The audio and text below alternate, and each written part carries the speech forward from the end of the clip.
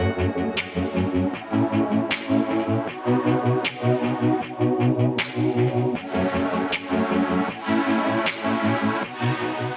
I'm Jeff Roster, strategic advisor covering the retail industry for Third Eye Advisory and host of This Week in Innovation. Welcome to Adapting to the New Normal, Grocery Retail in the Age of Data and Automation. I'm here today with two panelists I'm really excited to get into a good conversation with. Matt Redwood, VP of Retail Technology Solutions at Diebold Nixdorf, and Ethan Charnosky, Senior VP Marketing at Placer. Gentlemen, welcome to the pod, or welcome to the webinar, I should say. Thanks for having us. Thanks so much, Jeff. Excited Great. to be here. I cannot wait to get into this conversation. Throughout the conversation, we'll be taking Q&A. So just go ahead and put those in the chat box. And so let's jump in. A lot of conversation around what's happening with grocery and the ever-changing retail landscape. No question that our industry has undergone a tremendous amount of turmoil and excitement and innovation. Curious, Matt, let's start with you. What are the key trends and challenges in the grocery space today? So if I go back to some of the trends that COVID reversed, and I'll talk specifically about grocery here, we were moving more towards convenience shopping. So consumers were shopping more often, they were buying less, but the frequency of visit was higher. COVID almost reversed that because obviously no one could go out. So people were shopping almost like in the 80s and 90s, big box shopping, large amount of items once every 2 weeks. It also pushed a lot of consumers online. Now, since COVID, some consumers have gone back to stores and some have stayed online. And the big trend that we're seeing in retailers is that there's a lot of investment being put into bricks and mortar retail to try and attract consumers back into store. And that investment takes the form of technology revolution. So a lot of retailers are refreshing their technology estates with the view that they're really trying to pump up the in-store consumer experience to bring customers back into that store. Obviously, they've also been hit by increased costs, product costs, supply chain costs, shipping costs. So their bottom line's been hit at the same time. So bottom line's been hit. They're trying to extend the consumer experience all while running operations. So it's a really, really turbulent time for retailers, really difficult one for them to balance. And on top of that, I think consumers are getting more and more demanding, right? They want a higher and higher experience, particularly in that in-store experience. So it's a tough time for retailers at the moment. Yeah, for sure. Ethan, there's probably no greater retail subsector that has more information on me as a consumer. Data is probably king. I'm just curious, how can data-driven insights be used to personalize product offerings for consumers? So, I mean, I actually think it's not about the personalization. So the personalization is something that's been happening for a while, and you have every company has their loyalty program and is trying to attract people into that loyalty program. There's an element now of trying to zoom out and ask yourself, what about the customer who's visiting your store that you don't have that information on? What about the customer that should be coming to you but is going to your competitor? It's that audience understanding, that analysis of the wider market. And I think what's so critical about what we're seeing in the data space more widely is first-party data is critical, and I don't think anyone's going to doubt that, or that's going to be such a surprise for anyone to hear. But it's how do you utilize all these data sets kind of together in order to get that robust understanding of what's happening in the market, what's happening with your audience and how they're changing. And I want to almost touch on what Matt was talking about before in terms of, I think one of the things that we need to talk about when we talk about grocery is what was the narrative in 2019 and what is the narrative today? So the narrative in 2019 was a very many talking about a slowly declining grocery segment. And it was losing wallet share to restaurants, losing grocery dollars to Target and Walmart and superstores and dollar stores and the like. And the lack of innovation and the challenges that came from it. And I think when we think about where we are today as a grocery space, as difficult as the current short-term challenges are in terms of price, cost, et cetera, I think we're in a better situation than they were pre-pandemic. And that's because the pace of innovation picked up. And it's because it's not some people that came back to the store. It's almost everyone came back to the store. So estimates of what grocery shopping online was pre-pandemic was about 2 to 4%. That jumped to 4 to 6% at the height of the pandemic. and dropped back down to almost where it was pre. That doesn't mean that delivery isn't important and online grocery isn't important, but it means that the store is the core, the value of that space, and what grocery chains are looking to accomplish through that space is going to continue to grow and increase.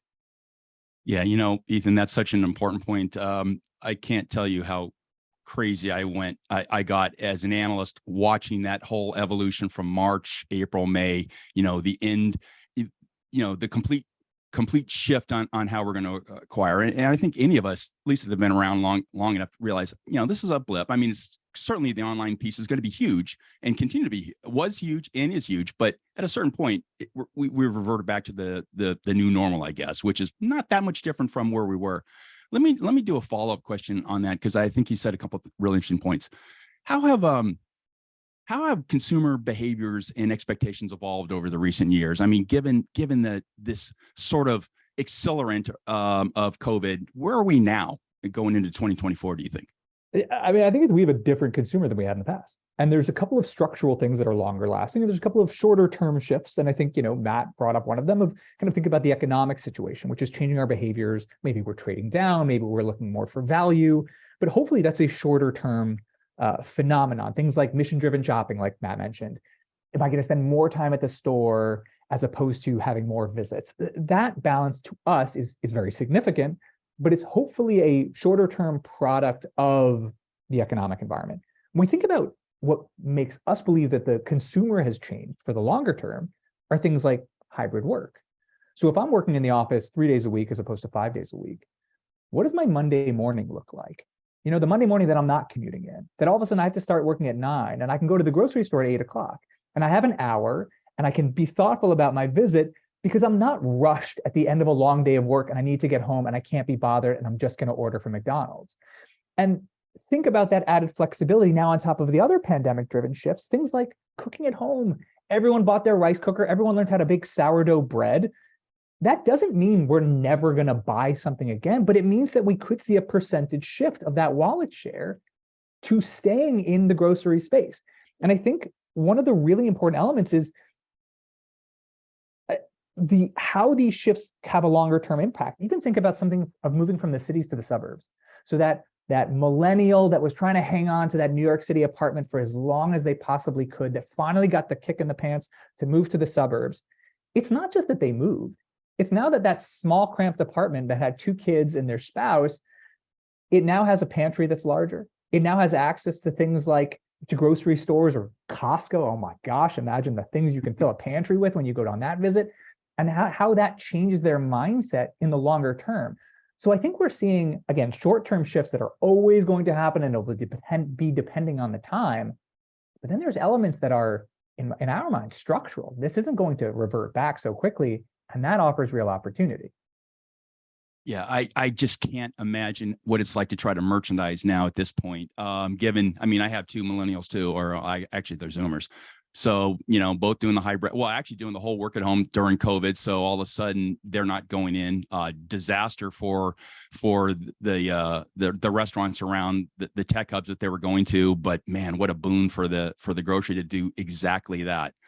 Matt, I'm really curious because we've already picked up a couple of really important things. What role, and I'm a tech guy, so I want to, as much as I like the softer things, I really want to understand the technology piece of it. So what role does technology play in tailoring the shopping experience to individual preferences that we just talked about?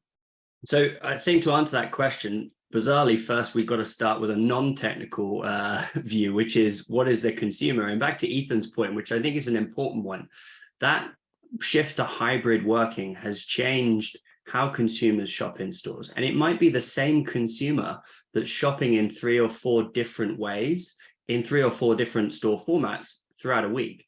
So same consumer, but very different expectations. So if I go into the office on a Tuesday and my wife rings and I need to grab a couple of items on the way home, I'm going to jump into a convenience store. Now, my mission when I go in the convenience store is I want to get in, get those 3 items and get out as quickly as possible. Now, I might be shopping with my wife on the Saturday and we're doing that big box shop at Costco to fill up the pantry, and I'm going to buy 100 items. Same consumer, different store format, very, very different expectations of what I want from that retail experience. So I think to answer your question, what part does technology play? It plays a massive part because it has to afford retailers the ability to flex up or flex down the consumer experience to meet the needs of that consumer in that store based on the expectations that they want. So when we always embark on a store transformation program with our retail customers, we always say to the retailer, start with the data. And this doesn't have to be, latest cutting edge AI data that's analyzing who's in your store at that particular time. It can be retrospective. There's a lot of value in analyzing your past data to say, well, actually, who comes into my store formats? And it's not a one size fits all approach anymore. You can't put the same technology into every single store format in the same quantity. You've got to look on a store by store basis. Who's shopping in that store? What are they buying? What are their expectations? What does good look like for that consumer? And then bring in the right technology strategy to support those consumer journeys.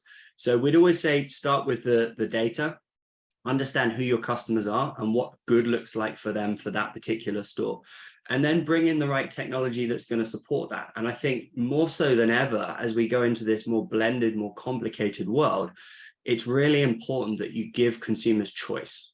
Because me coming into that convenience store, I want a very, very different shopping experience to me on a Saturday where I'm buying 100 items with my wife. I may choose to use self-service as an example in both examples, but the format of the device, the experience that I get, the interaction with staff is going to be completely different. So you've got to invest as a retailer in a technology platform that gives you that flexibility to have different solutions across your different store formats, across your estate, without massively increasing the complexity of managing that technology touch point. And that's really, I think, where the vendors that have got a technology strategy that's resonating well with retailers today are the ones that offer retailers the flexibility that they can have all of these blended journeys in one store or across their estate without massively increasing the complexity of the technology deployment and management. Just curious, Matt, do we know, say I, as a consumer, I probably use self-checkout at least 65% of the time, and it's my default. But then if I see a couple of checkers I know, and I'm with a really old school high-end retailer, grocer, I'll go to those checkers just because I like that experience. So I'm just, have we gotten that sophisticated that we know that, Jeff Roster hits a certain demographic and 65% of the time he's going to use self-checkout, but he's also, that has to, is that an impact at this point as to how we design stores? Absolutely. And the common misconception, particularly with self-service, is if you put self-service in, you're taking staff away. And maybe if I went back 20 years when self-service was first starting to be deployed, yeah, that was the case. Retailers used it as a way of driving out their operational costs by taking staff out of the equation.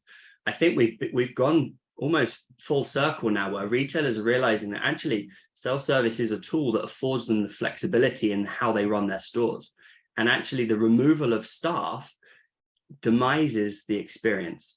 So it's about using self-service to push processes to the consumer to free up that member of staff to then be available to give Jeff the experience that he wants. And it might not be an interaction at checkout. It might be an interaction in the aisles. Because the most frustrating thing for me is if I'm in the aisle and I can't find the product that I want because retailers are constantly shifting the items around the store, not being able to find a member of staff to help me is one of the most frustrating things possible. So actually, if you think about an end-to-end store journey, getting the technology deployment right, getting your staff balance right, then actually has a knock-on effect of the consumer experience right the way across the store. Interesting. Ethan, same question to you. What role do you think tech is playing in tailoring the shopping experience going forward? I think it's about enabling, especially when you think about larger chains, it's about enabling them to do what they would do if they were a 1 or 2 location grocer, right? Which is bring the ideal experience for the right audience to each store. So, let's add in a level of kind of buzz. Let's think about kind of retail media, right? And so we understand that the store has power to sell products to a certain group, but it also has the power to advertise to the people who come within that store.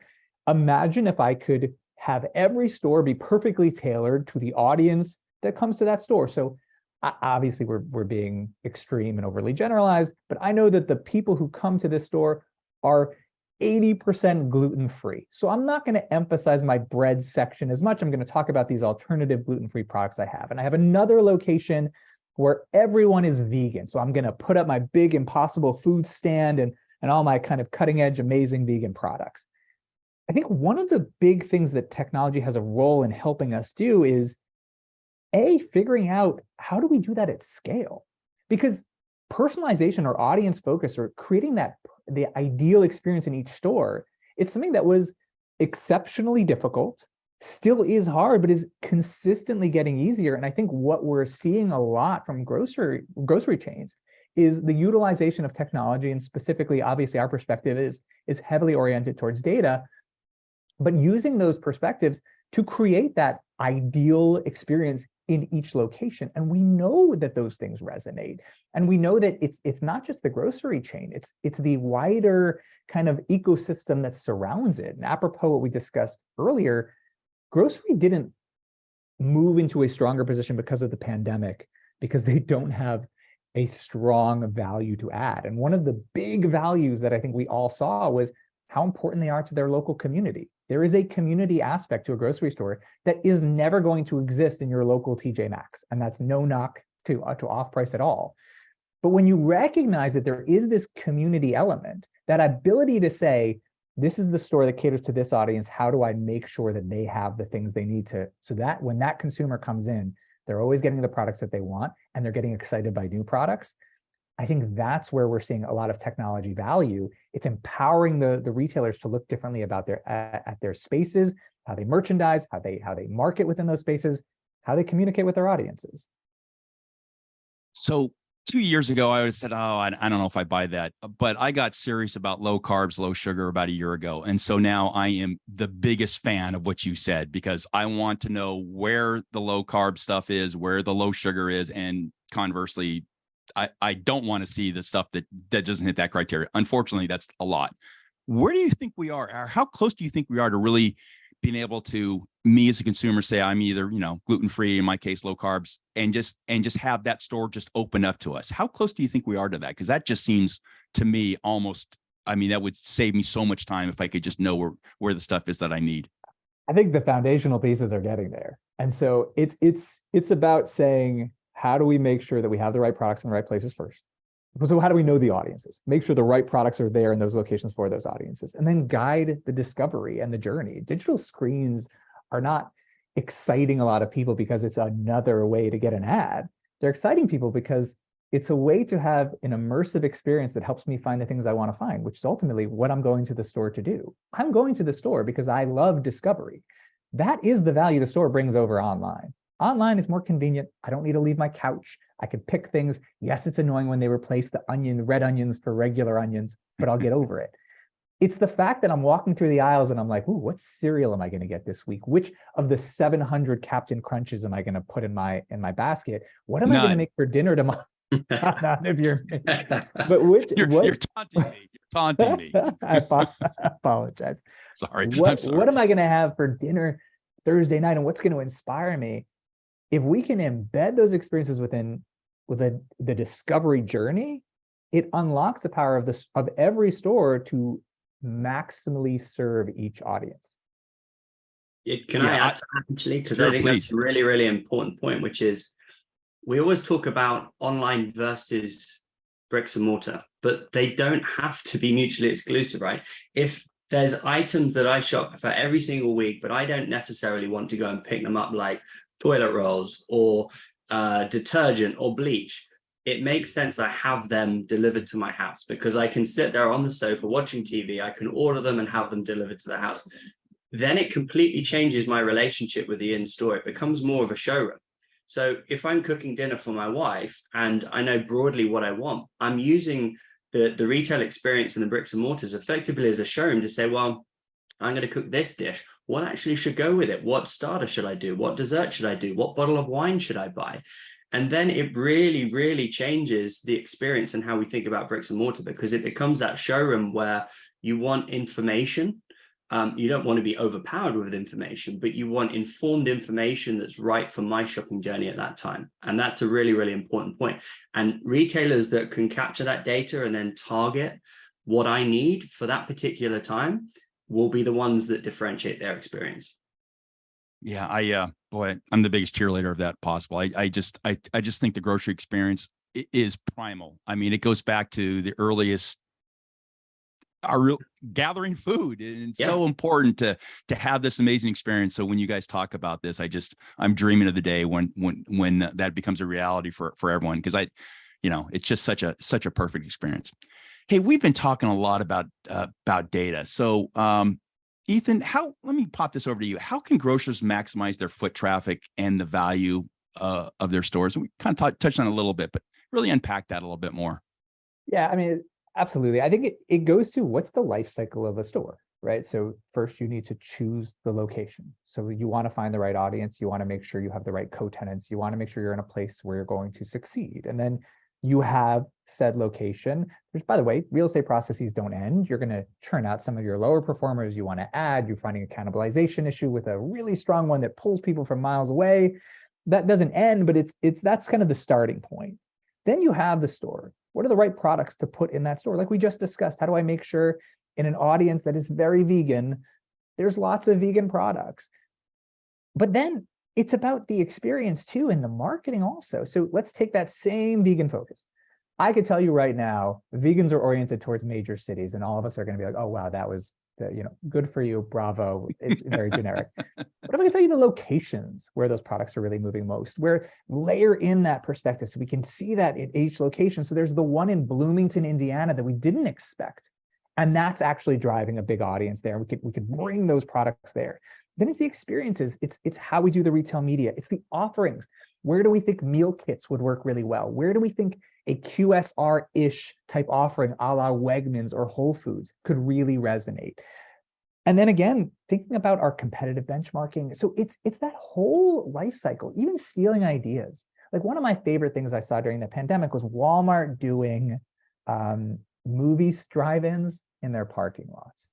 And all I kept saying was, you'll forgive me for exposing this my allegiances. I'm a big Miami Heat fan. The Miami Heat were in the playoffs. I'm like, where in Florida are the big screens outside of a grocery store on the night of a game where people can watch it in some sort of communal environment, and then they're going to pop into that grocery store and buy more product? There are so many ideas to be gleaned from other places. And so that benchmarking, that wider analysis capability is so critical. But it starts with, how do I find the right store? How do I figure out where to place it?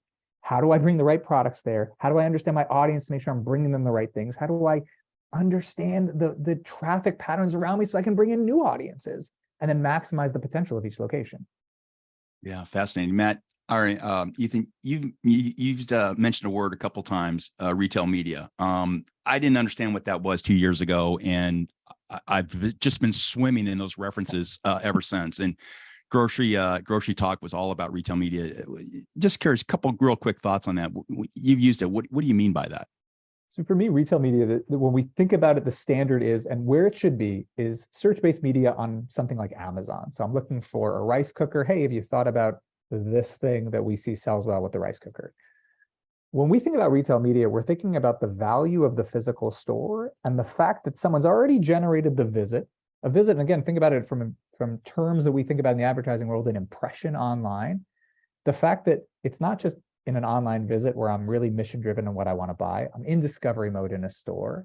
I'm close to the point of sale. I have high intent. And the idea that you can deliver a message to me in that environment is very, very powerful. And so when we're talking about retail media in the physical store, we're thinking about upgrades to the way we think about the screens and the space available to get messages across to audiences within stores.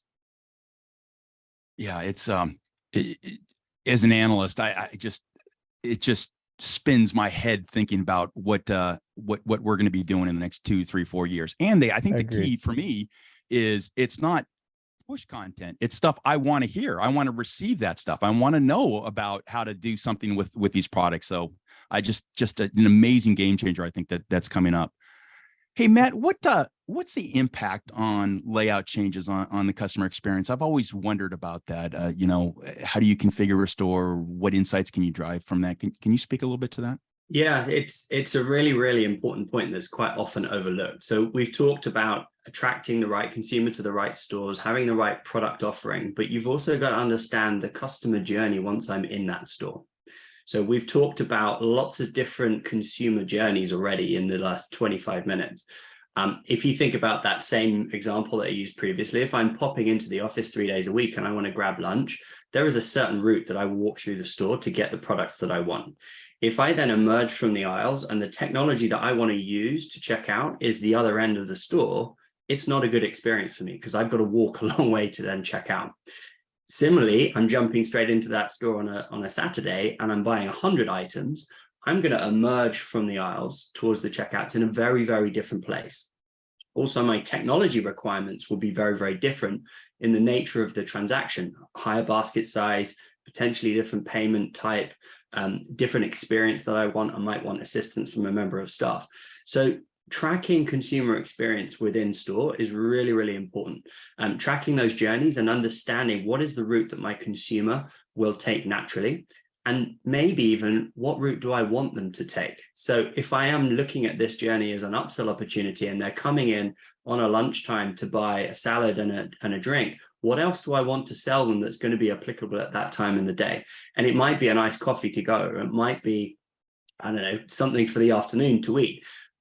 It's a great upsell opportunity. If you understand that journey, you can actually influence where the consumer goes and then funnel them through the journey that you think will be applicable for them while delivering that good experience.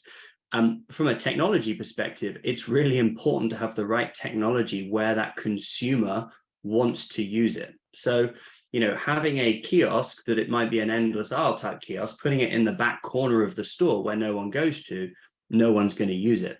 If you put the self-service checkouts in front of the freezer aisles where everyone's coming out with their carts, and this is where you check out if you've got a basket, no one's going to use them.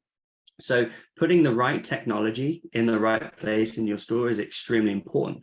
Now, where this becomes more and more problematic is as customer journeys become more diluted and also diverse, retailers need to flex up and flex down what use case a particular piece of technology might actually perform, depending on the time of the day, the week of the month, or even seasonality. And particularly in the self-service space, what we're starting to see now is what we call dual use devices. So devices that can be used in one way at one particular time of the day, but the use case can actually be changed if the requirements for that technology change.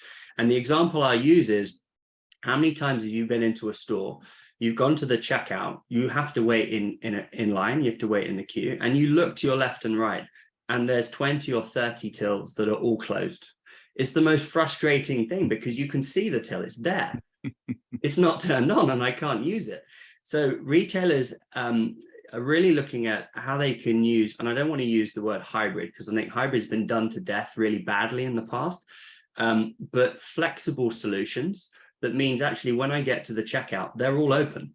What a great experience. No queues. I can use any one of the tills at any time during the day. But if we get to a Christmas peak or a holiday peak, and actually they need more staff at the checkouts because there's a higher volume of traffic coming through, being able to then change the use of those devices so then I can be served and I get that high level of experience, game changer. No, that's phenomenal. As a consumer, I can absolutely confirm the fact there's nothing more frustrating than standing in a big queue and seeing all those empty registers. So if you can pull that one off, that's phenomenal. Hey, I'd love to hear your both your thoughts on looking to the future. So obviously, I'm an analyst. I'm in the business of trying to forecast trends, driver spares, all that good stuff. Love to have both your thoughts on what you envision the future of grocery retail to look like in the next couple of years. So, Ethan, why don't we start with you? Lay out the future for me. I think the future. We're not going to go like deep into the future, but let's 2 years. The next couple of years. Ethan, you can't say imagine a world that it's got to be based in reality. At least 1 foot in reality. World, right? So I think because of the environment we're in, both from a technology perspective and innovation perspective, I think a healthy slap in the face that the innovation and technology environment more broadly has received in the last couple of years, it's going to be very focused on real value, not just kind of pie in the sky vision, but how do we bring grocers more ROI? How do we allow them to operate more? That could be smoother operations. It could be upsell opportunities. It could be chances to generate revenue from things like retail media.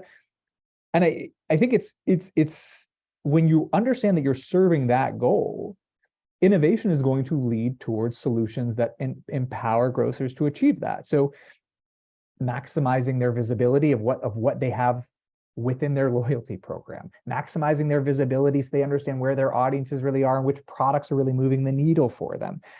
Thinking about innovation, not from the perspective of what's the robot that's going to end up cooking me pasta 6 years from now, but what's the thing that's going to give a customer a better journey within that store and a higher likelihood of buying more products? Because I mean, Matt said this, people are willing to shop in multiple places. They have many grocers on their list of places that they will visit on a given week or month. If you can stand out and give them convenience and give them the ability to do more within your store and make that an exciting part of their grocery journey, they're going to buy more products with you and they're going to come back more frequently. Fascinating.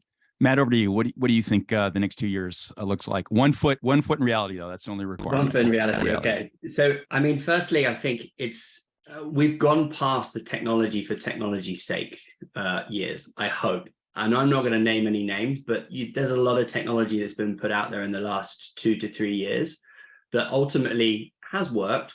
It's not really worked for everyone. So it doesn't give those consumers choice, which I think is really important. But it doesn't meet any kind of business case from a retailer's perspective, and then it's failed.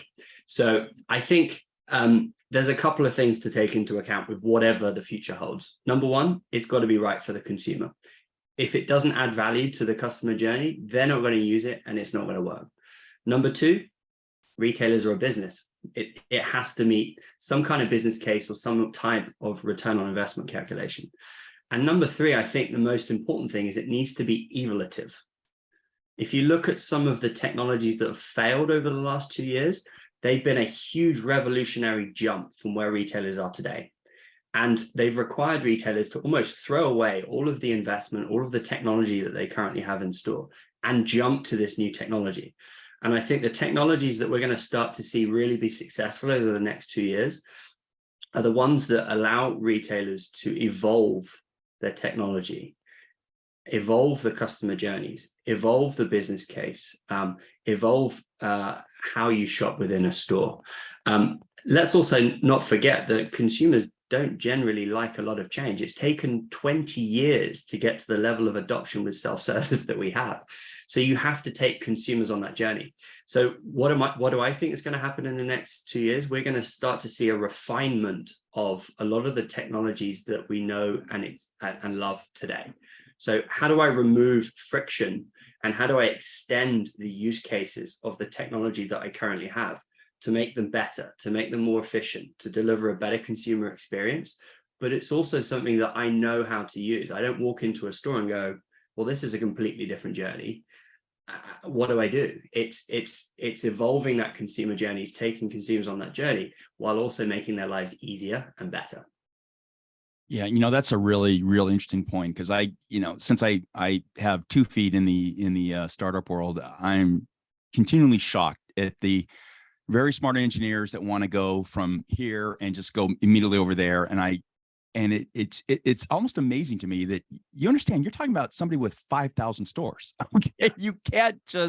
You can't do that. And I see that again and again and again. Yeah. Interesting. Good, really good observation. I would probably lose my analyst card if I didn't use the next 2 initials, AI. So how does automation impact the next 2 or 3 years? Ethan, do you want to go first? Oh yeah, go ahead. Either way, who wants to jump on? It's in the name. So I mean, well, look, coming from a company that very heavily utilizes AI and machine learning, it's really important to call out this disclaimer. It is a means to an end. AI allows us to process massive amounts of data very, very quickly. It allows us to do things like valuable estimations. It allows us to find needles in the haystack. So for things like cybersecurity. So there are a lot of ways that AI is improving products and technology and innovation behind the scenes. Is there a sophisticated AI that's going to start figuring out everything you love and need? I don't think so, because we're not close to that from a technology perspective. And, obviously insert latest innovation announcement tomorrow, but so much of what the big things that are happening in technology are, like Matt said, they're supporting elements that already exist to make them faster, to make them easier, to make them better. One of my favorite examples here is omni-channel retail. Someone asked me, what's the biggest thing that you're going to see next year? And I said, omni-channel retail. And he said, ha, we've been talking about that for decades. I was like, but who does it well? The answer is almost nobody.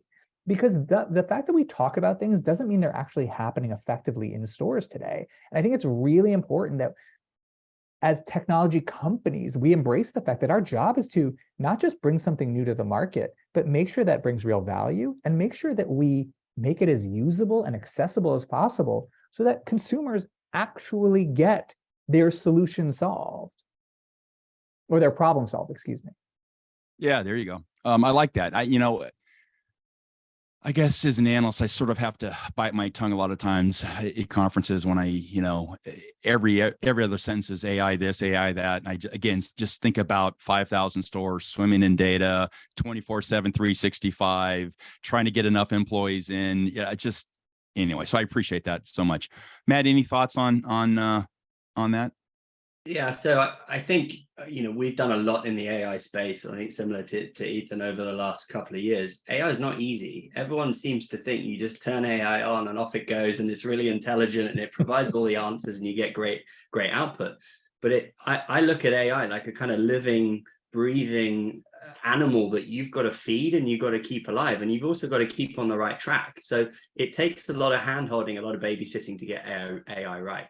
I think for me, AI, back to my previous point, using AI to actually enhance or extend the experiences, journeys, and technologies that exist in store today is an easy, not say easy, but it's an easy win compared to some of the larger topics. Putting item recognition on self-service checkout, so I don't have to flick through a catalog to find the type of tomatoes that I'm buying.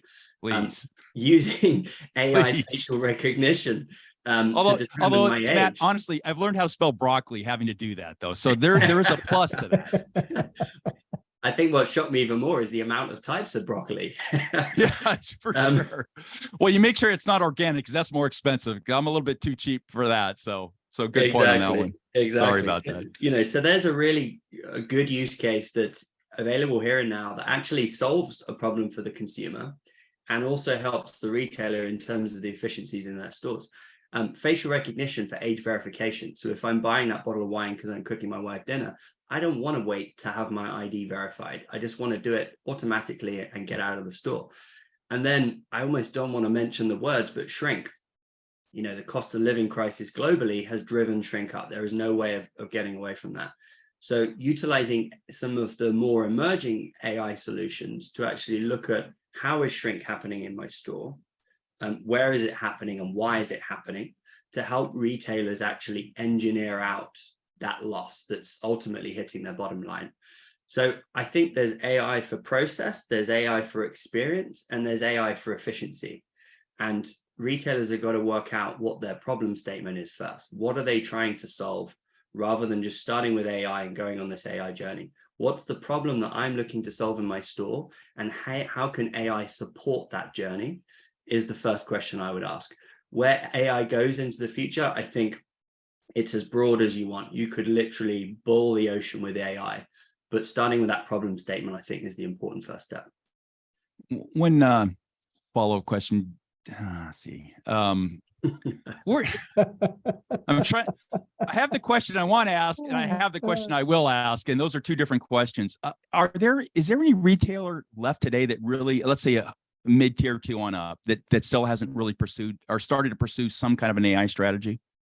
I mean, there's never been a term that's created more buzz faster. My old Gartner days, absolutely peak of inflated expectations. Is there any retailer that's still not chasing that, beginning to chase that? In one form or another, I would say no. Whether it's good, AI for efficiencies in the warehouse, or AI for efficiencies in stock management, or at the checkout, or staff efficiency, or even back to our previous conversation around what's the right product group, what's the right customer demographic for a particular store, or what's the customer journey in the store.